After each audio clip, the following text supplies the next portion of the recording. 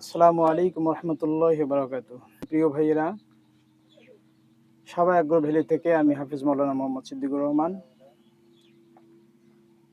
বর্তমান আমরা যে বেগুনের জমিতে আছি, এই জায়গাটা হলো খালিশা কালোয়া, পেট ভাতা, কাঁঠালবাড়ি, কুড়িগ্রাম সদর। আমার সঙ্গে আছে বেলাল ভাই। এখন আছি আমরা বেলাল ভাইয়ের কিং কোবরা বেগুনের জমিতে। এটা হলো জাত হলো কিং কোবরা। আমার হাতে দেখতেছেন কিং কোবরা। এই বেগুনটা অত্যন্ত একটি ভালো জাত, যে বেগুনটা হলো প্রতিটি ঝোপায় 2টা 3টা 4টা পর্যন্ত ধরে থাকে, এবং বেগুনটার কালারও আকর্ষণীয় কালার।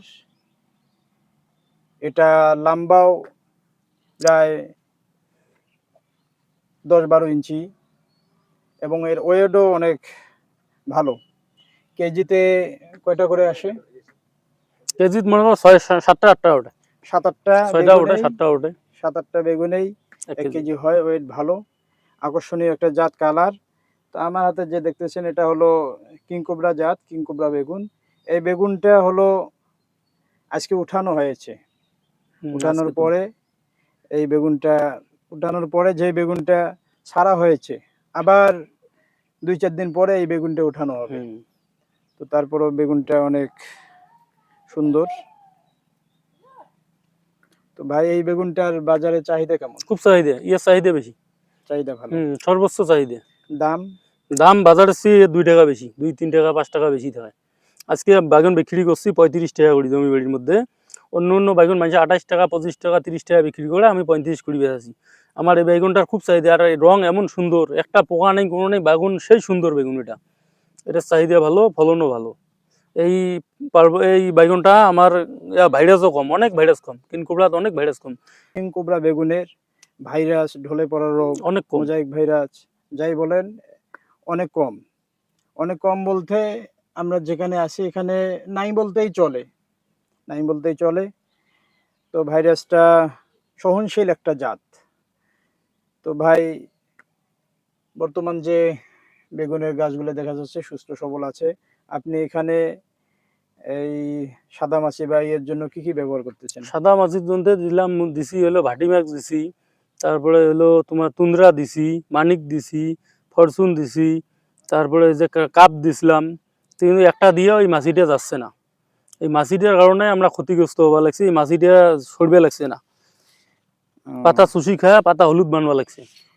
এই মাছিটা আমাদেরকে, সম্মানিত দর্শক, অবশ্যই আমাদেরকে স্প্রে করার আগে লক্ষ্য করতে হবে যে আমরা যখন স্প্রেটা করতেছি হয়তো বা সঠিক ঔষধ নির্বাচন করতেছি, দেওয়ার পরও কাঙ্ক্ষিত রেজাল্ট, ফলাফল আসতেছে না। এর একটাই কারণ হলো আমাদের ঔষধটা ঠিক মতো প্রয়োগ হচ্ছে না। ঔষধ যদিও সিলেকশন ঠিক হয়, কিন্তু ঔষধটা যে আমরা প্রয়োগ করব ঠিক মতো প্রয়োগ হচ্ছে না।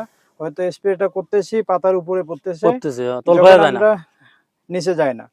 যখন আমরা স্প্রেটা করি পাতার উপরে, ওই সময় এই মাছিটা পাতার নিচে চলে যায়, নিচে চলে যায়, যার কারণে এই মাকড়টা নষ্ট হয় না, এটা ওখানে থেকেই যায়।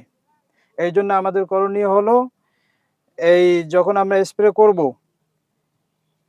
প্রতিটা গাছের প্রতিটা পাতার উপরে নিচে সুন্দরভাবে ভিজাই দেব। এবং সব থেকে আরো ভালো হয়, আমরা এই যে বেগুনের গাছগুলো দেখতেছি এখানে গোড়ার মধ্যে যে পাতাগুলোর বয়স হয়েছে, ওটা কাটি দেওয়া লাগবে। সব থেকে ভালো এই বয়স্ক পাতাগুলো, এই পাতাগুলো এখান থেকে ছাঁটাই করা, ব্লেড দিয়ে কাটি দেওয়া লাগবে। ব্লেড দিয়ে এই পাতাগুলো আস্তে আস্তে কাটি দেওয়া। এই পাতাগুলো যখন কমে দেব, কেটে দেব, আমাদের ঔষধের পরিমাণও কম লাগবে। এবং যখন আমরা স্প্রে করি উপরে যায়, কিন্তু ওই যে নিচে গোড়ায় যে পাতাগুলো থাকে ওটার মধ্যে কিন্তু পড়ে না, না পড়ার কারণে ওখানে গিয়ে ওই সাদা মাকড় ওখানে গিয়ে আশ্রয় নেয়, যার কারণে আবার পুনরায় দেখা যায় যে আবার ওটা বৃদ্ধি হয়ে যায়, সম্পূর্ণ জমিতে ছড়িয়ে পড়ে। এই জন্য আমাদেরকে অবশ্যই গোড়ার যে পুরাট পাতাগুলো আছে, বয়স্ক পাতাগুলো আছে, এইগুলো ব্লেড দিয়ে সুন্দরভাবে ছাঁটাই করতে হবে। তারপর আমাদের যে নির্বাচন করব ঔষধটা, সেটাকে প্রয়োগ করতে হবে। গাছের উপর নিচ সুন্দরভাবে স্প্রে করে ভিজাই দিতে হবে। বুঝছি। তো সম্মানিত দর্শক, দেখা হবে অন্য কোনো ভিডিওতে।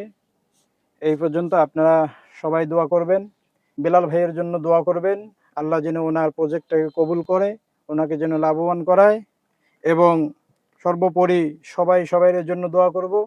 আমরা কোম্পানির জন্য দোয়া করব যেন কোম্পানিকে আল্লাহ পাক তাদেরকেও কবুল করেন। তারা যে এত সুন্দর মানসম্মত একটা করে প্রোডাক্ট আমাদের হাতে দিচ্ছে, তাদের এই মেহনতকেও যেন আল্লাহ পাক কবুল করেন, আমাদের সকলকেই সততার সঙ্গে যেন ব্যবসা করার তৌফিক দান করেন।